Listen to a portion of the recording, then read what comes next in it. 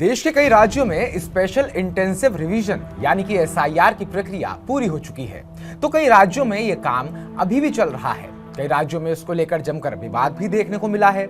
यही वजह है कि यह विवाद चुनाव आयोग पर कई तरह के सवाल खड़े कर रहा है।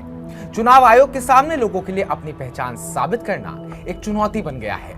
पहचान साबित करने के लिए लोगों को नोटिस भेजे जा रहे हैं। अमर्त्य सेन और क्रिकेटर मोहम्मद शमी के बाद अब भारत के पूर्व नौसेना प्रमुख एडमिरल अरुण प्रकाश को भी नोटिस भेजा गया है। नमस्कार, मैं उत्कर्ष प्रताप सिंह और आप देख रहे हैं टीवी9 भारतवर्ष। चुनाव आयोग ने अरुण प्रकाश को एसआईआर के तहत अपनी पहचान साबित करने के लिए कहा है। इस नोटिस पर एडमिरल प्रकाश ने कहा कि अगर एसआईआर फॉर्म आवश्यक जानकारी नहीं दे रहे हैं तो उन्हें संशोधित किया जाना चाहिए। इसको लेकर अरुण प्रकाश ने सोशल मीडिया पर एक पोस्ट भी शेयर किया है। अरुण प्रकाश ने बताया कि वो भले ही अपना और अपने परिवार का फॉर्म भर चुके हैं, इसमें हमसे जो जानकारी मांगी गई थी हम लोगों ने उसे भर दिया था। उन्होंने कहा कि फॉर्म भरने के बावजूद भी चुनाव आयोग ने उन्हें और उनकी पत्नी को प्रत्यक्ष रूप से पेश होकर अपनी पहचान साबित करने को कहा है। एडमिरल प्रकाश ने सोशल मीडिया पोस्ट में कहा कि मैंने 20 साल पहले सेवानिवृत्ति के बाद कभी भी विशेष सुविधाओं की मांग नहीं की है। मेरी पत्नी और मैंने एसआईआर फॉर्म भरे थे और हमें खुशी है कि हमारे नाम गोवा ड्राफ्ट इलेक्टोरल रोल 2026 में है। हम चुनाव आयोग के नोटिस का पालन करेंगे।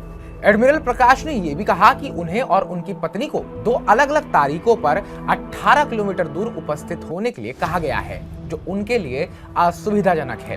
उन्होंने चुनाव आयोग से एसआईआर फॉर्म को संशोधित करने का अनुरोध भी किया। एडमिरल प्रकाश की पोस्ट के बाद सोशल मीडिया पर तीखी प्रतिक्रियाएं देखने को मिली। कई लोगों ने इसे चुनाव आयोग की एक बड़ी चूक बताया है।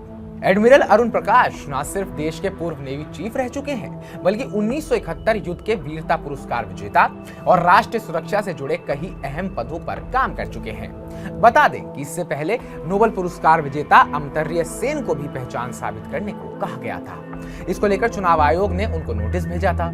हालांकि सीएम ममता बनर्जी ने आयोग के इस तरह के व्यवहार पर आपत्ति दर्ज कराई थी। इसके अलावा चुनाव आयोग ने क्रिकेटर मोहम्मद शमी को नोटिस भेजा था। मीडिया रिपोर्ट्स के अनुसार शमी और उनके भाई मोहम्मद कैफ के एसआईआर फॉर्म में गड़बड़ियां मिली हैं। इसी के लिए दोनों को बुलाया गया था। तो हमारी इस रिपोर्ट को लेकर आपका क्या कहना है? इतने चर्चित प्रतिष्ठित व्यक्तियों को अगर चुनाव आयोग उनकी पहचान साबित करने के लिए बुला रहा है, तो उन लोगों का क्या होगा जिनकी पहचान शायद छोटी है या दबी हुई है? क्या एसआईआर प्रक्रिया पूरी पारदर्शिता के साथ चल रही है? आपको क्या लगता है? कमेंट बॉक्स में कमेंट कर हमें जरूर बताइएगा। बाकी ताजा अपडेट्स पाने के लिए टीवी9 भारतवर्ष को सब्सक्राइब भी कीजिएगा।